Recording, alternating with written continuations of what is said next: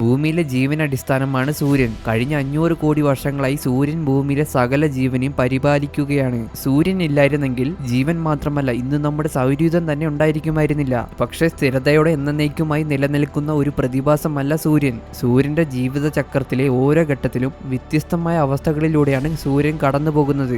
ഓരോ ഘട്ടത്തിലും സൂര്യനിൽ മാറ്റങ്ങൾ സംഭവിക്കുമ്പോൾ സൗരയൂഥത്തിലെ ഗ്രഹങ്ങൾക്കും അത് കാര്യമായി ബാധിക്കും. പണ്ട് സൂര്യൻ ഒരു പ്രോട്ടോസ്റ്റാർ ആയിരുന്നപ്പോൾ സൗരയൂഥം തികച്ചും വ്യത്യസ്തമായിരുന്നു. ഇന്നത്തെ നരകതുല്യമായ വീനസ് ഗ്രഹം അന്ന് ഭൂമിക്ക് സമാനമായിരുന്നു. ഇന്ന് ചുവന്ന ഗ്രഹമായി നിൽക്കുന്ന മാഴ്സ് അന്ന് ഒരു നീല ഗ്രഹമായിരുന്നു. അതുപോലെ ഇനിയും ഏകദേശം 500 കോടി വർഷങ്ങൾ കഴിയുമ്പോൾ സൂര്യൻ അടുത്ത ഘട്ടത്തിലേക്ക് കടക്കും. അതായത് ചുവന്ന ഭീമൻ നക്ഷത്രമായി മാറുന്ന ഘട്ടം. ആ കാലഘട്ടത്തിലും സൗരയൂഥത്തിൽ കാര്യമായി പല മാറ്റങ്ങളും സംഭവിക്കും. അതെന്തൊക്കെ മാറ്റങ്ങളാണെന്നും സൂര്യന്റെ റെഡ് ജയന്റ് കാലത്തിൽ സൗരയൂഥത്തിലെ ഗ്രഹങ്ങളുടെ അവസ്ഥകൾ എന്താകുമെന്നും നമുക്ക് നോക്കാം.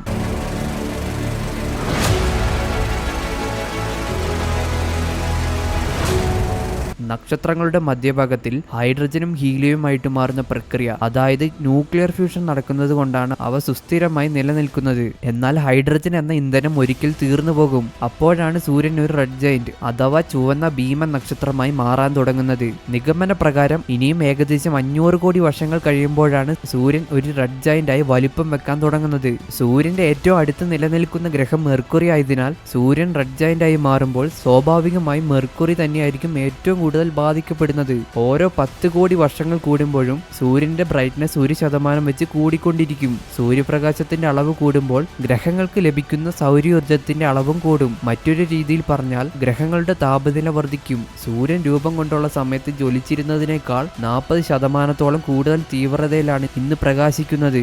അങ്ങനെയാണെങ്കിൽ ഇനിയും ഏകദേശം 500 കോടി വർഷങ്ങൾ കഴിയുമ്പോൾ സൂര്യപ്രകാശത്തിന്റെ തീവ്രത ഇന്നത്തേതിനേക്കാൾ വീണ്ടും 50% വർദ്ധിക്കും. ഈ വർധനവ് മെർക്കുറിയുടെ ഉപരിതലത്തിന് ചുട്ടുപൊള്ളുന്ന അവസ്ഥയിലാക്കി മാറ്റും. മെർക്കുറിയുടെ നിറം ഇരുണ്ട ഗ്രേ നിറത്തിൽ നിന്നും ഇരുണ്ട ബ്രൗൺ നിറത്തിലേക്ക് മാറും. 700 ഡിഗ്രി സെൽഷ്യസിന് മുകളിലായിരിക്കും മെർക്കുറിയുടെ ഉപരിതല താപനില. അലൂമിനിയം പോലെയുള്ള ലോഹ പദാർത്ഥങ്ങൾ ഉരുകാൻ പോലും അത്രയും താപനില ആവശ്യമില്ല. ഇന്ന് മെർക്കുറിയുടെ ധ്രുവങ്ങളിൽ നിരന്തരമായി ഇരുട്ടിൽ കിടക്കുന്ന ചില ക്രേറ്റേഴ്സിൽ ഐസിന്റെ രൂപത്തിൽ ജലമുണ്ടായിരിക്കുമെന്നാണ് കരുതുന്നത്. എന്നാൽ ആ കാലഘട്ടം എത്തുമ്പോൾ തീവ്രമായ ചൂട് കാരണം ക്രേറ്റേഴ്സിലുള്ള ജലത്തിന്റെ ഐസ് പോലും ഉരുകി നശിച്ചു പോകും. മെർക്കുറിയുടെ കനം കുറഞ്ഞ അന്തരീക്ഷത്തിൽ സോഡിയം അടങ്ങിയിട്ടുണ്ട്. സൂര്യപ്രകാശം വന്ന് പതിക്കുന്നത് കാരണം ഈ അന്തരീക്ഷത്തിലെ സോഡിയം കണികകൾ അത് മെർക്കുറിയുടെ വാലായിട്ട് കാണപ്പെടുകയും ചെയ്യാറുണ്ട്. ഇത് ഏകദേശം 2.5 കോടി കിലോമീറ്റേഴ്സോളം നീളമുള്ള വളരെ വലിയൊരു വാലാണ്. 1980കളുടെ തുടക്കത്തിൽ തന്നെ മെർക്കുറിക്ക് ഇങ്ങനെ ഒരു വാലുണ്ടെന്ന് സംശയിച്ചിരുന്നു. പക്ഷെ 2001 അത് നിരീക്ഷണങ്ങളിലൂടെ സ്ഥിരീകരിച്ചത്. ഈ വാലിനെ ഇന്ന് നമുക്ക് നഗ്നനേത്രങ്ങൾ കൊണ്ട് കാണാനാകില്ല. എന്നാൽ 500 കോടി വർഷങ്ങൾ കഴിയുമ്പോൾ അത്രയേറെ പ്രകാശം വന്ന് പതിക്കുന്നത് കാരണം വൻതോതിലുള്ള സോഡിയം അന്തരീക്ഷത്തിൽ നിന്നും പുറന്തള്ളപ്പെടും. അന്ന് നഗ്നനേത്രങ്ങൾ കൊണ്ട് തന്നെ ഭൂമിയിൽ നിന്ന് കാണാൻ കഴിയുന്ന തരത്തിൽ ഈ വാല് വളരെയേറെ വലുപ്പം വെച്ചിട്ടുണ്ടാകും. അന്ന് ഭൂമിയിൽ ആരെങ്കിലും ഉണ്ടെങ്കിൽ ഭീമാകാരമായ ഒരു വാൽ നക്ഷത്രത്തിനെ പോലെ നമ്മുടെ ആകാശത്തിൽ മെർക്കുറി തിളങ്ങി നിൽക്കുന്ന മനോഹരമായ കാഴ്ച കാണാം. സൂര്യൻ റെഡ് ജയന്റ് ആകാൻ തുടങ്ങുമ്പോൾ വീനസിന്റെ അന്തരീക്ഷത്തിന് വലിയ മാറ്റങ്ങൾ ഉണ്ടാകും.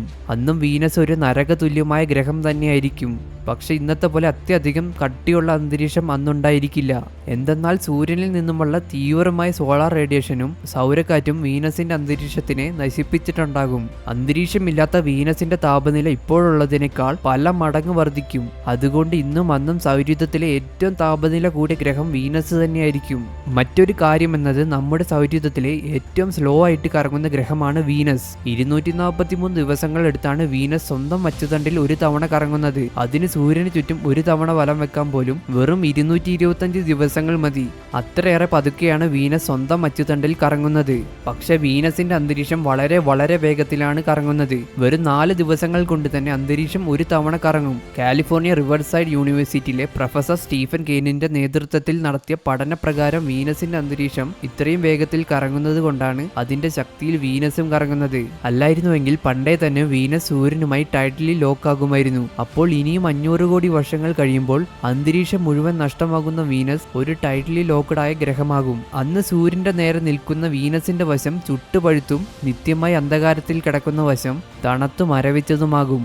മൂന്നാമത്തെ ഗ്രഹമായ ഭൂമിയാണ് സൂര്യൻ റെഡ് ജയന്റ് ഫേസ് കാരണം ഏറ്റവും കൂടുതൽ ബാധിക്കപ്പെടാൻ പോകുന്നത്. കാരണം ഭൂമിയിലാണല്ലോ ജീവനുള്ളത്. അന്ന് സൂര്യന്റെ തീവ്രമായ പ്രകാശത്തിൽ ഭൂമിയുടെ താപനില 100 ഡിഗ്രി സെൽഷ്യസിൽ കൂടുതലാകും. അതായത് സമുദ്രങ്ങളും മറ്റു ഉപരിതല ജലാശയങ്ങളും എല്ലാം തിളച്ചു മറിയുകയായിരിക്കും. ഏതാനും ചില ദശലക്ഷം വർഷങ്ങൾക്കുള്ളിൽ തന്നെ ഭൂഗർഭ സംഭരണികളിലുള്ള ജലവും ഉൾപ്പെടെ ഭൂമിയിലുള്ള സകല ജലവും പൂർണ്ണമായും നീരാവിയാകും. അങ്ങനെ ഭൂമി മുഴുവൻ വറ്റി വരണ്ട് വെറും ഒരു മരുഭൂമിയായി മാറും. പിന്നെ ഭൂമിയിൽ ഒരു തരത്തിലുള്ള ജീവനും ഉണ്ടായിരിക്കില്ല. തീവ്രമായ അവസ്ഥകളിലും അതിജീവിക്കാൻ കഴിയുന്ന എക്സ്ട്രീമോഫൈൽ ബാക്ടീരിയകൾക്ക് പോലും പിന്നെ ഭൂമിയിൽ പിടിച്ചു നിൽക്കാനാകില്ല. അന്ന് മനുഷ്യരാശി ഉണ്ടായിരിക്കുമോ എന്നറിയില്ല. പക്ഷെ അന്നുണ്ടെങ്കിലും അവർ ഭൂമിയിലായിരിക്കില്ല ജീവിക്കുന്നത്. പല കോടി വർഷങ്ങൾക്ക് മുൻപ് തന്നെ അവർ മറ്റ് ഗ്രഹങ്ങളിലേക്കും ചിലപ്പോൾ മറ്റ് ഗാലക്സികളിലേക്കും വ്യാപിച്ചിട്ടുണ്ടാകും. ശരിക്കും പറഞ്ഞാൽ ഭൂമിയുടെ കഷ്ടകാലം തുടങ്ങാൻ സൂര്യൻ റെഡ് ജയന്റ് ആയി മാറാൻ തുടങ്ങുന്ന കാലം വരെ നോക്കിയിരിക്കേണ്ടി വരില്ല. സൂര്യപ്രകാശം വെറും 10% വർദ്ധിക്കുമ്പോൾ ഭൂമിയിലെ ജീവന്റെ ദുരിതം ആരംഭിക്കും. എന്തെന്നാൽ ആ കാലത്തിൽ തന്നെ സമുദ്രങ്ങൾ പതിയെ പതിയെ വറ്റാൻ തുടങ്ങിയിട്ടുണ്ടാകും. അനന്തരഫലമായി ഭൂമിയിൽ റൺഅവേ ഗ്രീൻ ഹൗസ് എഫക്റ്റ് ഉണ്ടാവുകയും ഇന്നത്തെ വീനസിനെ പോലെ അന്നത്തെ ഭൂമി ഒരു നരക തുല്യമായ ഗ്രഹമായി മാറുകയും ചെയ്യും. സൂര്യന്റെ പ്രകാശ തീവ്രത വർദ്ധിക്കുന്നതിനനുസരിച്ച് സൂര്യന്റെ ഹാബിറ്റബിൾ മേഖലയും മാറാൻ തുടങ്ങും. ഭാവിയിൽ മാർസ് ഹാബിറ്റബിൾ മേഖലയുടെ തുടക്കത്തിലായിരിക്കുമെങ്കിലും സൂര്യൻ റെഡ് ജയന്റ് ആകാൻ തുടങ്ങിക്കഴിഞ്ഞാൽ പിന്നെ മാർസും പതിയെ നരകമാകും. കാരണം ഹാബിറ്റബിൾ സോൺ മാർസിനും അപ്പുറത്തെത്തും. ഇപ്പോൾ തന്നെ തീരെ കനം കുറഞ്ഞ നേരിയ അന്തരീക്ഷമാണ് മാർസിനുള്ളത്. ആ കാലഘട്ടം എത്തുമ്പോഴേക്കും ഈ അന്തരീക്ഷം പൂർണ്ണമായി നശിക്കും. അപ്പോൾ മാർസിൽ ഇപ്പോഴുള്ള അവസ്ഥകൾ കൂടുതൽ തീവ്രമാകുമെന്നല്ലാതെ വേറെ മാറ്റങ്ങൾ സംഭവിക്കില്ല. മാർസിന് ശേഷമുള്ള ആസ്ട്രോയിഡ് ബെൽറ്റിൽ ഐസ് നിറഞ്ഞ ധാരാളം ഉൽക്കകളുണ്ട്. ഈ ഉൽക്കകളെല്ലാം തന്നെ സൂര്യന്റെ ശക്തമായ റേഡിയേഷനിൽ ഉരുകിപ്പോകും. സോളാർ സിസ്റ്റത്തിലെ ഏറ്റവും വലിയ ഗ്രഹമായ ജൂപ്പിറ്ററിൽ റെഡ് ജയന്റ് ആകുന്ന സൂര്യൻ കാരണം കാര്യമായ മാറ്റങ്ങളൊന്നും സംഭവിക്കില്ല. ജൂപ്പിറ്ററിൽ കൂടുതലുമുള്ളത് ഹൈഡ്രജനും ഹീലിയവുമാണ്. പക്ഷേ അത് ഇന്നേർട്ട് വാതകങ്ങളായതുകൊണ്ട് സൂര്യന്റെ ഉയർന്ന താപനില കാരണം അവയിൽ പ്രതിവർത്തനങ്ങൾ ഒന്നും സംഭവിക്കില്ല. എന്നാൽ അന്തരീക്ഷത്തിൽ മീഥേനും ജലകണങ്ങളും അടങ്ങിയിട്ടുണ്ട്. അത് കാരണം അന്തരീക്ഷത്തിൽ ഗ്രീൻ ഹൗസ് എഫക്റ്റ് ഉണ്ടാവുകയും അന്തരീക്ഷം ചൂടാവുകയും ചെയ്യും. പക്ഷേ അത് വളരെ ചെറിയ രീതിയിലായിരിക്കും സംഭവിക്കുന്നത്. ആ താപനില വർധനവ് കാരണം ചിലപ്പോൾ ജൂപ്പിറ്ററിൽ കൂടുതൽ ശക്തമായിട്ട് കാറ്റ് വീശും. സൂര്യനിൽ നിന്ന് വരുന്ന ശക്തമായ സൗരക്കാറ്റും റേഡിയേഷനും ഒക്കെ ജൂപ്പിറ്ററിന്റെ വാതകത്തിനെ പുറന്തള്ളാൻ ശ്രമിക്കുമെങ്കിലും അതിലൂടെ ജൂപ്പിറ്ററിന്റെ 1% മാർസ് പോലും നഷ്ടമാകില്ലെന്ന് മാത്രമല്ല സൂര്യനിൽ നിന്നും പുറന്തള്ളപ്പെടുന്ന പദാർത്ഥങ്ങളെ ജൂപ്പിറ്റർ വലിച്ചെടുക്കുന്നത് കാരണം ചിലപ്പോൾ ജൂപ്പിറ്ററിന്റെ മാർസ് കൂടുതലാകാനാണ് സാധ്യത.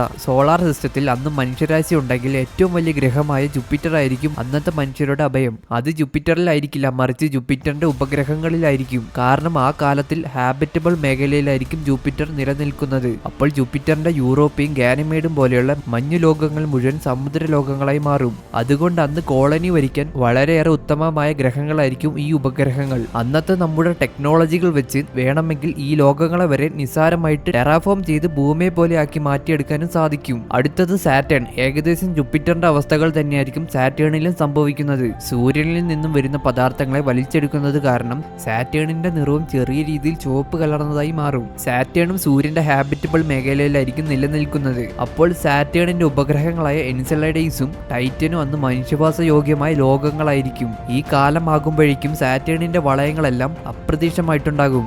അത് റെഡ് ജയന്റ് ആകുന്ന സൂര്യൻ കാരണമല്ല, മറിച്ച് സാറ്റേണിന്റെ ഗ്രാവിറ്റി കാരണം ഈ വളയങ്ങളെല്ലാം സാറ്റേണിന്റെ ഉള്ളിൽ ചെന്ന് വീഴുന്നതാണ്. സൂര്യൻ റെഡ് ജയന്റ് ആയി മാറുമ്പോൾ 7ാമത്തെ ഗ്രഹമായ യുറാനസിന്റെ സ്ഥാനം ഹാബിറ്റബിൾ മേഖലയുടെ അവസാനത്തിലായിരിക്കും. ഉയർന്ന താപനില കാരണം യുറാനസിൽ കൂടുതൽ ശക്തമായി കാറ്റ് വീശുമെന്നല്ലാതെ വേറെ കാര്യമായ മാറ്റങ്ങൾ ഉണ്ടാകില്ല.